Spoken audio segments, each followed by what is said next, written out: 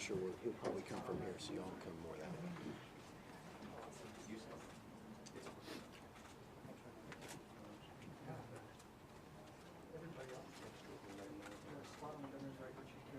Yeah.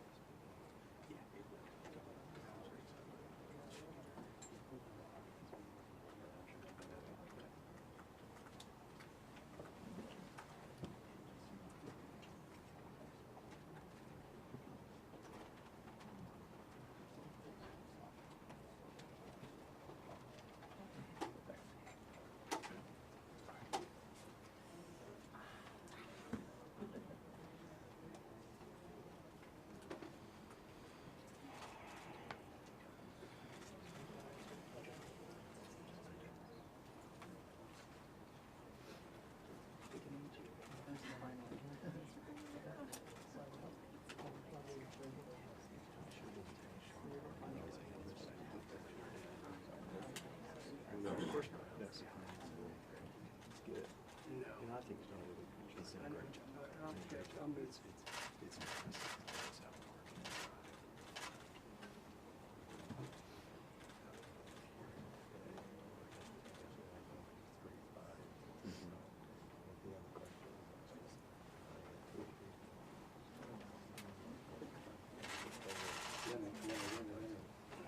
Watch your toes right here.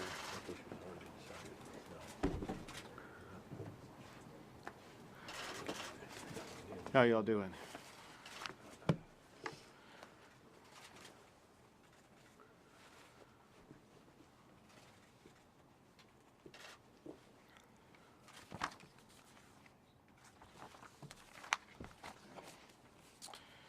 Okay, we have a lot to talk about today. This is not going to be short. And we're here to talk about more than just the coronavirus. As we gather today to give you a very full and detailed briefing about what Texas is doing to prepare for the coronavirus and to keep Texans safe, we're also dealing with another challenge as we speak. It deals with a busted water main in Houston, Texas, that's causing serious problems for the Houston and Harris County area.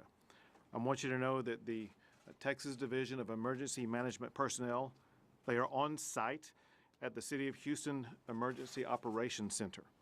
I have requested state agency personnel to coordinate with both city and county officials to fulfill any unmet needs. State personnel are ready to respond to any request for assistance by local officials. We anticipate the following needs to arise. One is for water. Another is for personnel to help set up points of distribution to provide that water. The Texas Commission on Environmental Quality is ready to assist city and county officials and leaders with any water quality issues. And the Texas Department of Transportation is ready to assist with any road and or rail transportation-based issues. Now on to the coronavirus. And so you'll know I'm going to provide you a detailed explanation of what Texas is doing.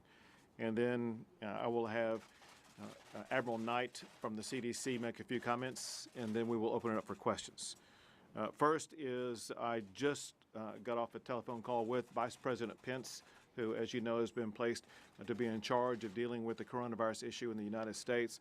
He provided me an update about what the federal government is doing, the ways that the federal government will be working with state governments, as well as how we can collaborate together to make sure that this is going to be aggressively dealt with. And so I want to express my gratitude for both the Vice President as well as the President for the way that they are stepping up to respond to this and to assist us at the local level. The Texas state agencies have been working on this for well over a month now. I want to give you a detailed explanation of all that the state has done. DSHS, the Department of State Health Services, is the lead agency in the state's response. DSHS is working closely with the Texas Division of Emergency Management to coordinate and plan for the state response to COVID-19. DSHS and the Texas Division of Emergency Management are working with other state agencies as well as local health departments and healthcare providers. DSHS activated the State Medical Operations Center on January the 31st. That center serves as a touch point for any request from local entities and also ensures consistent collection, tracking, and reporting of public health activities and data. The Texas Division of Emergency Management is helping to coordinate the response and numerous state agencies that are available to assist when called upon. DSHS is preparing the state laboratories within the Laboratory Response Network to administer the coronavirus test. DSHS has coordinated with the Texas Education Agency, Texas Commission on Jail Standards, the Higher Education Coordinating Board, as well as other state agencies to notify their local partners and institutions regarding steps that can be taken to mitigate against the virus. DSHS leads daily calls with public health authorities and healthcare providers to ensure communication is flowing from the state to local providers. These calls have included 500 to 600 people per call, and they begin on January the 24th. DSHS leads weekly calls with county officials and higher public education institutions to ensure that our local communities and schools are equipped with the information necessary to mitigate the spread of this virus. DSHS leads separately a daily call with San Antonio city officials. As you know, there are some people in San Antonio involving this situation. So they are dealing with the local emergency management and the local public health department to foster constant state-local communication and to plan for the current and future needs of San Antonio to augment the federal repatriation mission at Lackland Air Force Base. DSHS is updating public health response plans to be prepared for the possibility of community transmission of COVID-19 in Texas. I'm not saying that's happening. I want you to know that we're just preparing for any possibility. DSHS established a web page specific to COVID-19 to share up-to-date information regarding the rapidly changing situation. DSHS is encouraging other state agencies to refer those with questions to the web page or DSHS personnel to ensure messaging regarding the state response to a state response across agencies. I talk about this web page. I don't have it down here. Where are you? What is the web page address? It is dshs.texas spelled out .gov/coronavirus. One more time. dshs.texas .gov/coronavirus. And that is a location where local officials as well as individuals in Texas can access to learn more about this. Yes, sir. Great. And then DSHS, the Governor's Office, the Texas Division of Emergency Management, the Texas Department of Public Safety participate in White House, Federal Health and Human Services, as well as CDC updates related to COVID-19. The next is the Texas response to the federal repatriation efforts. And this information will be augmented by Admiral Knight shortly. But Texas DSHS established capacity at the Texas Center for Infectious Disease in San Antonio to reduce pressure on local hospitals, and that capacity includes 22 negative pressure rooms that are sealed off from the rest of the facility. Do we need this? No, sir. Got it. All care provided to patients at the Texas Center for Infectious Disease is being provided by the Infectious Disease Response Unit housed at the State Department of State Health Services.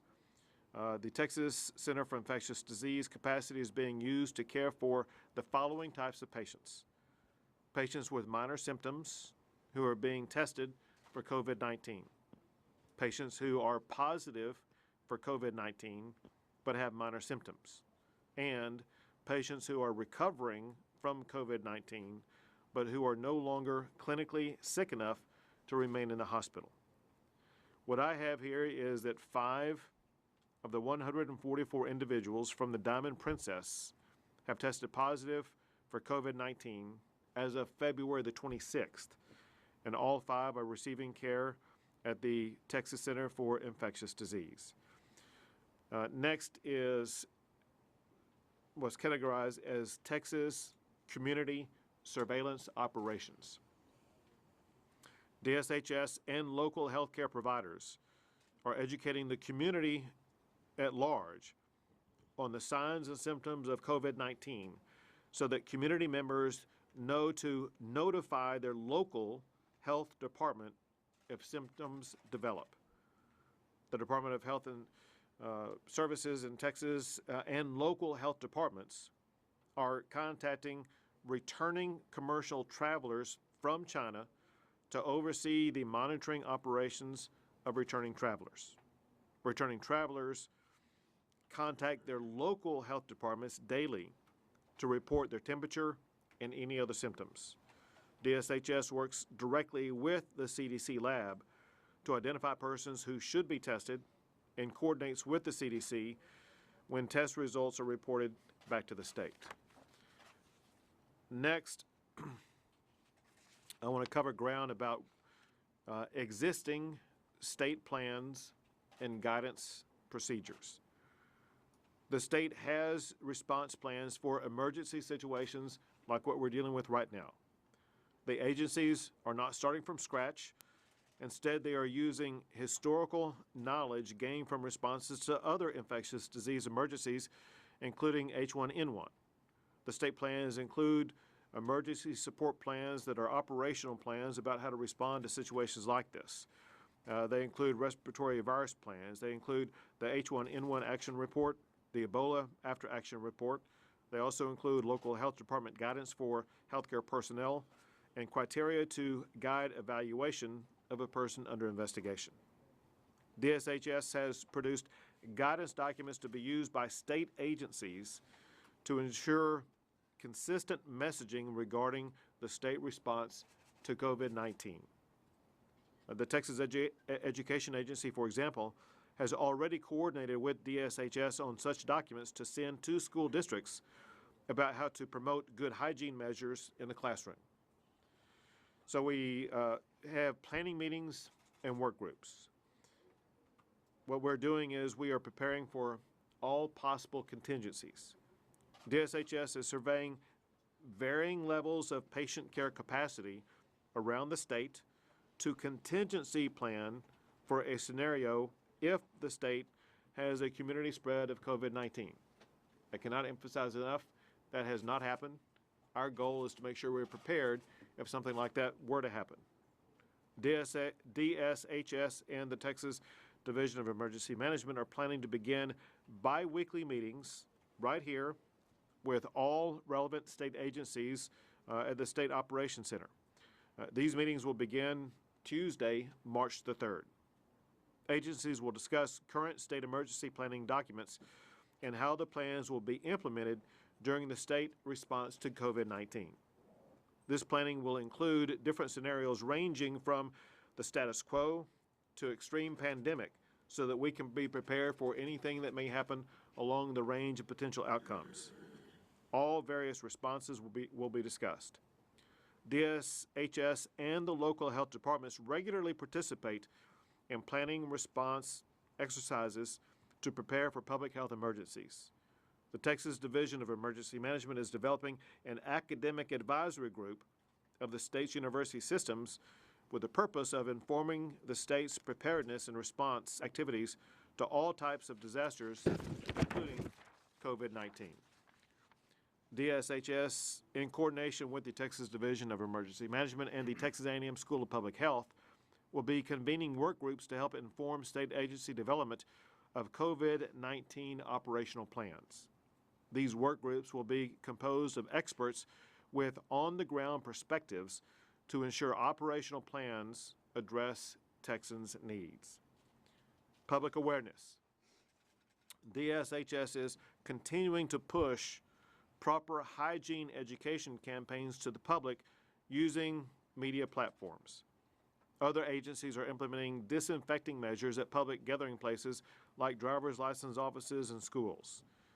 DSHS is coordinating with the state's institutions of higher education on the latest developments in research and treatment methods for COVID-19.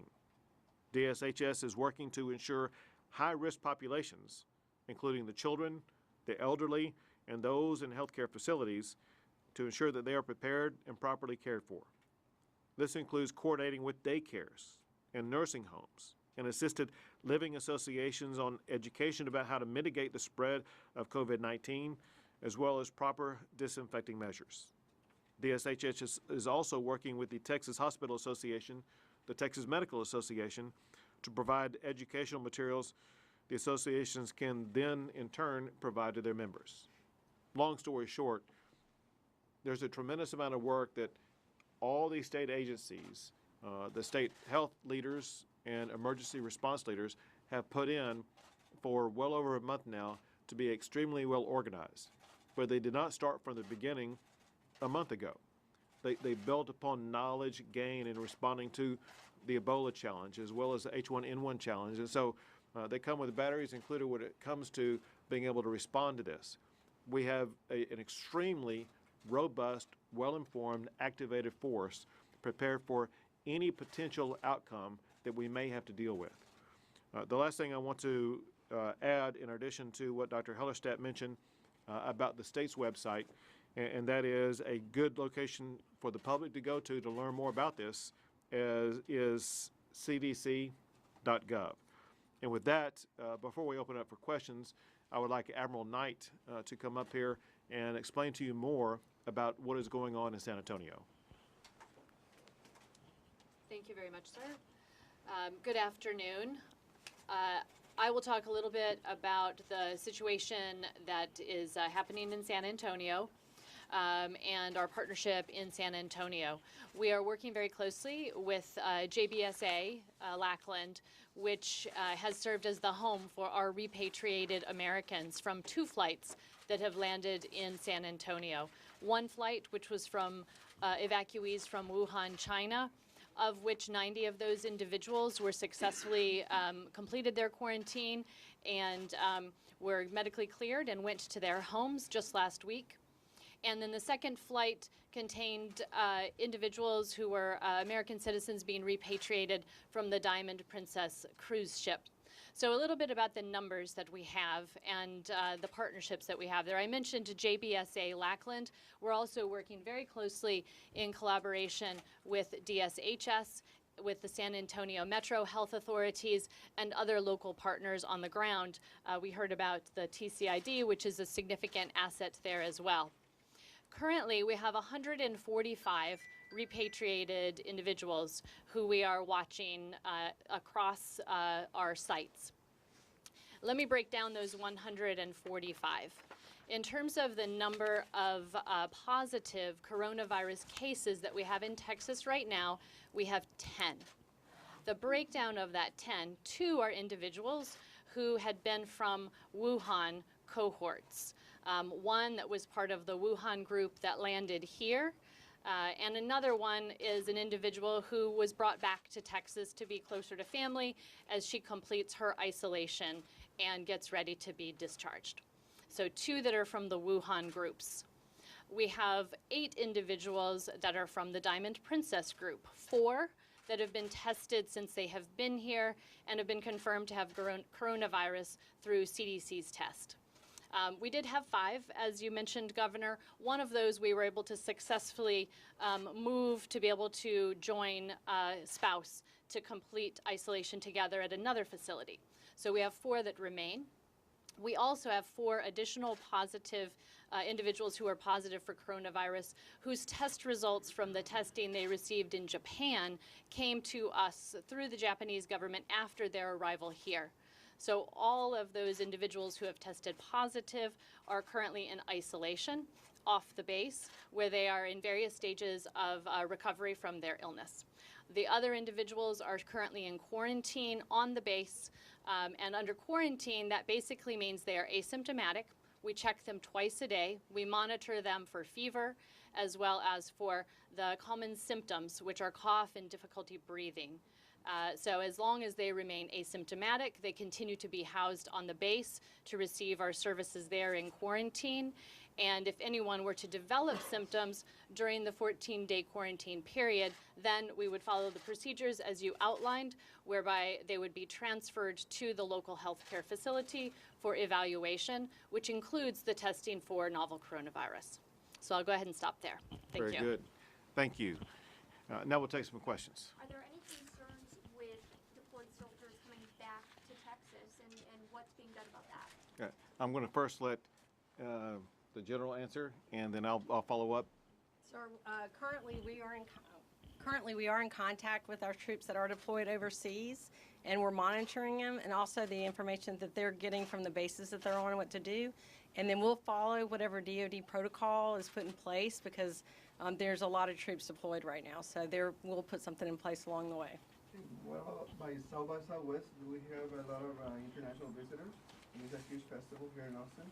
What are you guys concerned about that, and what is the preparedness for that? Sure. We remain in constant contact with local health officials, and that any decision about South by Southwest is a decision that would be made by local health officials.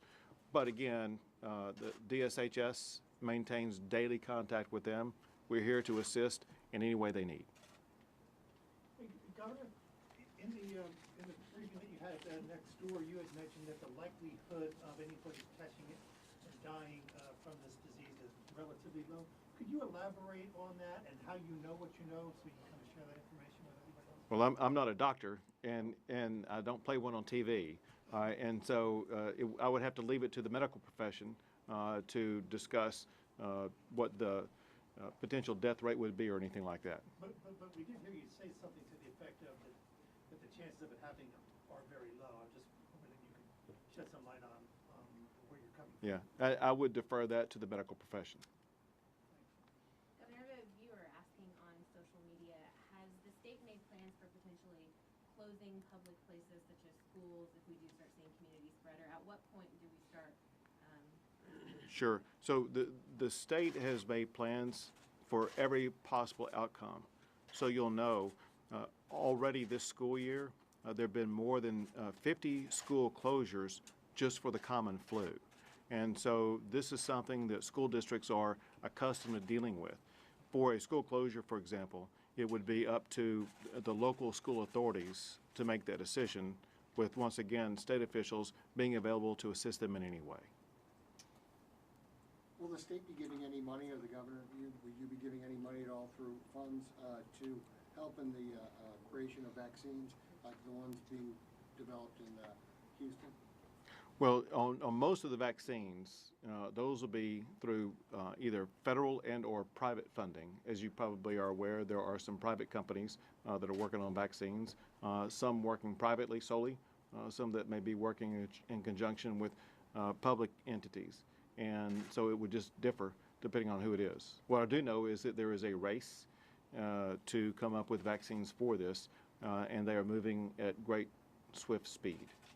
Governor, do you hear from down here, in the case of San Antonio, have you heard of any pushback from locals about concerns about anybody who's tested positive being kind of in the community and what the impact might be? I haven't. I'll open it up to anybody else who may have any different information. Dr. Ellington. I've been asked, yeah. Hi, John Hellerstedt. I'm the commissioner for the Texas Department of State Health Services. Everyone who is in the community right now has been, if you will, if they were part of originally that original group of folks who were repatriated from Wuhan, if they live in Texas or other communities throughout the United States, they were not allowed to be cleared out of their quarantine until they had negative tests to assure that they were free of the virus. So there really is no such thing as a person that is positive shedding virus in the communities as a result of the repatriation efforts. Can you shed any light on how many test kits the state had? And so most of them are kind of going to CDC through Alabama, but does the state kind of have a certain number that they're working with? Again, John Howard said, I don't know the number that we have. I know that we have been given a green light to proceed with the validation process for testing, not only at the state lab here in Austin, but at other members of what we call the Laboratory Response Network that are in the state. And they're proceeding to begin the validation sequence for that, and that will take some time. So I don't know about the exact numbers. A few more questions. Governor, are you getting any assistance from the federal government in terms of financially? Are you satisfied with what you're getting from Washington? Yeah, in my conversation with the Vice President, we talked about this. As you may be aware, Congress is considering legislation as we speak that will provide billions of dollars in funding to address this particular virus. We don't know yet how much may be allocated for the states. And the Vice President made it sound like they were very committed to assisting the states in any way possible. And so we'll have to wait and see how much funding Congress provides. Is any state international travel being curtailed as a result of this, like planned trips, conventions? No. Last question. In the worst case scenario, would you guys shut down public transportation and like shut down any cities? Well, if you want to engage in worst case scenario, that's a hypothetical I can't get to yet. All I will tell you is that we will plan for any potential outcome, and it just depends on what the exact facts are. We're actually going to get a last one right here with Alan Morris. Commissioner, you mentioned that there was a validation of test kits. What does that mean, and are they being distributed throughout communities and counties? How is that coordination actually working? Right now, the test kits are being made available to public health laboratories through the CDC, and the validation process is to assure that the tests are sensitive and specific and reliable. And that is a technical process that has to take place in order for us to establish that we can have that reliable testing here in Texas. Thanks, guys. We've got to run. Okay, thank you all.